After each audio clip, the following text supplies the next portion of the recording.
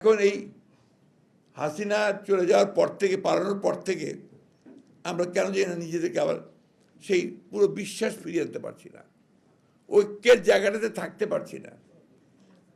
কি দুর্ভাগ্য যে এখন যেটা শুরু হয়েছে এটাকে আমি মনে করি এতটুকু সুস্থ ব্যাপার না, অসুস্থ একটা প্রতিযোগিতা শুরু হয়েছে ক্ষমতায় টিকে থাকবার জন্য। আর ক্ষমতা তো টিকে থাকবে তখনই যখন এটাকে তুমি সেটেল করতে পারবে, স্টেবিলিটি আসবে, স্থিতিশীলতা আসবে। এবং তার জন্য আমরা যে কথাটা বারবার বলছি, সংস্কার তো আমরাই শুরু করেছি ভাই, আমরাই প্রথম সংস্কারের কথা বলেছি। এবং জিয়া রহমান সাহেব প্রথম সংস্কার করেছেন, একদলীয় শাসন ব্যবস্থা থেকে বহুদলীয় গণতন্ত্রে নিয়ে এসছেন।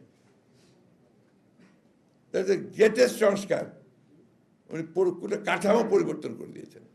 আমি বলি সবসময় যে খালেদা জিয়া প্রথম নারী মুক্তিযোদ্ধা, আমার উপরে খুব রেগে যায় ফ্যাসিস্টরা, খুব বাজে কথাবার্তা বলেছে অদ্ভুত, বাট দ্যাটস দ্য ট্রুথ।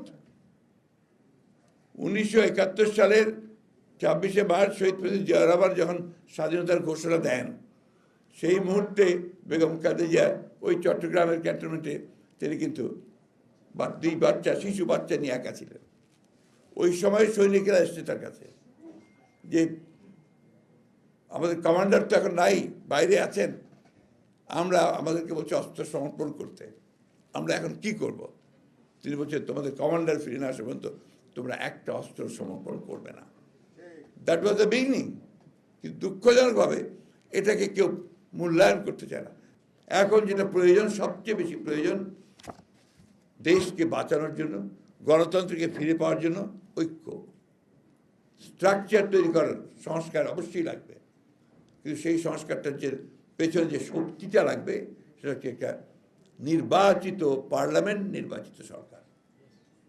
এটা ছাড়া সংস্কারকে কখনো আপনার লেজিটিমেসি দিতে পারবো না, আমরা এটাকে প্রতিষ্ঠিত করতে পারবো না।